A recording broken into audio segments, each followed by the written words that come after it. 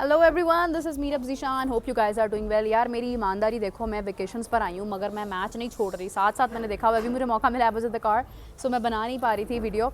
और मैं लाइव इसलिए नहीं आ रही बिकॉज अगर मैं लाइव आती हूँ तो वो सिग्नल्स जो ना डिस्कनेक्ट हो गए तो वो सारा तसलसल टूट जाएगा और फिर मज़ा नहीं आएगा बात करने का।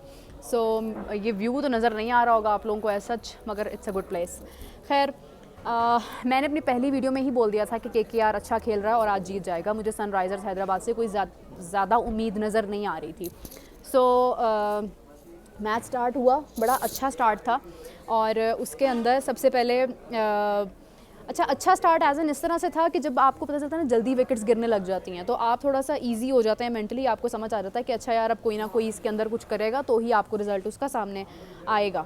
सो अगर हम इसका थोड़ा सा स्कोर कार्ड देखते हैं, 4 लोगों ने मिलकर मैच बनाया है और मैच अच्छा बनाया है, लेकिन अनफॉर्चुनेटली सनराइज़र्स हैदराबाद की तरफ से कोई मतलब सारी टीम भी वो नहीं कर पाई है। इसमें सबसे बड़ी बात यह है कि मैंने पहले भी तारीफ़ की थी कि वेंकटेश अय्यर एक बहुत अच्छा टैलेंट है, उन्होंने बड़े अच्छे रन्स बनाए।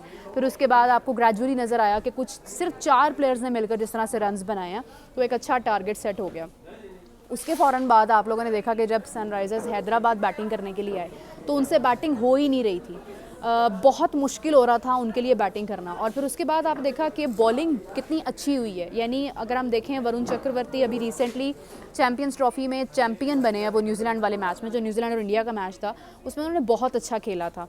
और उसके बाद आपने देखा कि उनकी जो विकेट्स उन्होंने आज ली हैं, जो लास्ट विकेट्स उन्होंने ली हैं, वो बहुत ज़बरदस्त थी। देन यू विल सी कि इसी तरह से वैभव, ये भी एक बिल्कुल यंग टैलेंट है, एक बिल्कुल ऐसा लड़का है जिसने अभी पॉलिश होना है और वो इतने क्रूशल मोमेंट्स के अंदर जो है वो विकेट्स ले रहा है।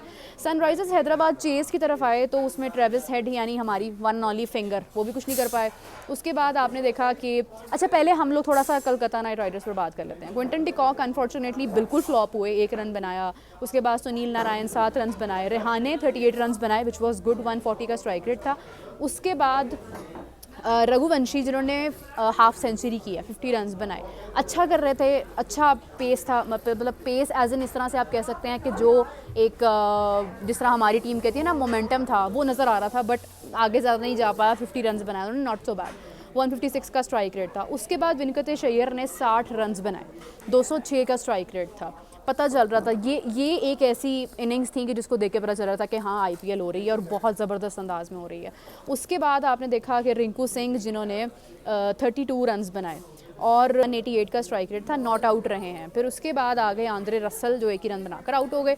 तो अब इन्होंने टारगेट दिया पूरे 200 रन्स का, 200 रन्स का टारगेट दिया 6 विकेट्स के नुकसान के ऊपर, 20 ओवर्स पूरे खेले। उसके बाद हमारी Sunrisers Hyderabad one and only finger 4 runs बना पाए। उसके बाद जनाब शर्मा भी कुछ नहीं कर पाए, ईशान किशन कुछ नहीं कर पाए। ईशान किशन तसलसल से 1 सेंचुरी बनाने के बाद जो है वो काफ़ी डाउन जा रहे हैं। उसके बाद नीतीश कुमार रेड्डी 19 रन्स, देन उसके बाद 27 रन आए। उसके बाद जो है वो 33 रन आए, 33 रन यानी क्लासन की तरफ से आए। फिर उसके बाद मतलब ऑन एंड ऑफ। अच्छा, पैट कमिंस जिस टाइम आए हैं मुझे लगा शायद कुछ हो जाए, मगर वो भी नहीं हो पाया, मतलब वो भी बड़ी जल्दी आउट हो गए।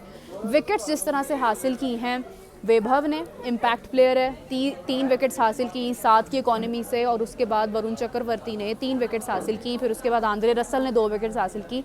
इन्होंने 120 के ऊपर टीम को ऑल आउट कर दिया था, which was something you would see कि यार बड़ी जल्दी मैच ख़त्म कर दिया उन्होंने। मतलब आप देखें कि 17वां ओवर जारी था, अभी 3 ओवर्स पड़े थे, अभी अच्छी खासी बॉल्स पड़ी थी। लेकिन ये है कि मतलब अगर कोई बहुत अच्छा खेल रहा होता तो जिस टाइम 30+ बॉल्स थी उस टाइम पर आई थिंक सो कि अगर मतलब अच्छी स्ट्राइक रोटेट हो रही होती, पार्टनरशिप बन जाती तो शायद कहीं ना कहीं रन्स बहुत अच्छे बन सकते थे, मगर नहीं हो पाया। सिचुएशन ही हाथ में नहीं आई, विकेट्स बड़ी तेज़ी से गिर रही थी, विकेट्स का प्रेशर था, प्रेशर हैंडल नहीं हो पाया और उन तमाम चीज़ों की वजह से जो है वो फाइनली कलकत्ता नाइट राइडर्स जीत गए हैं। अब इसके बाद जो मैचेस हैं वो आहिस्ता आहिस्ता चेंज लेकर आ रहे हैं। मतलब केकेआर जैसे उनका आगाज़ अच्छा नहीं हुआ था, बट उसके बाद उनका आहिस्ता आहिस्ता बन रहा है वो एक उनका एक हुस्न है जो उनका आईपीएल का, वो बन रहा है। बाकी टीम्स भी अच्छा कर रही हैं। सनराइज़र्स हैदराबाद इस बार काफ़ी नाउमीद कर रहा है और नाउमीद होंगे भी डेफिनेटली तमाम players, but we will see आगे रिजल्ट्स किस तरह से होते हैं। सो आप लोग अब सो जाएं क्योंकि रात बहुत हो गई है। मैं खाना खाने वाली हूँ कुछ ही देर में, तो आई ईट समथिंग और उसके बाद फिर आई गो बैक एंड कल फिर बात करते हैं दूसरे मैच के बारे में। अपना बहुत सारा ख्याल रखिएगा। I catch you back, take care, bye bye.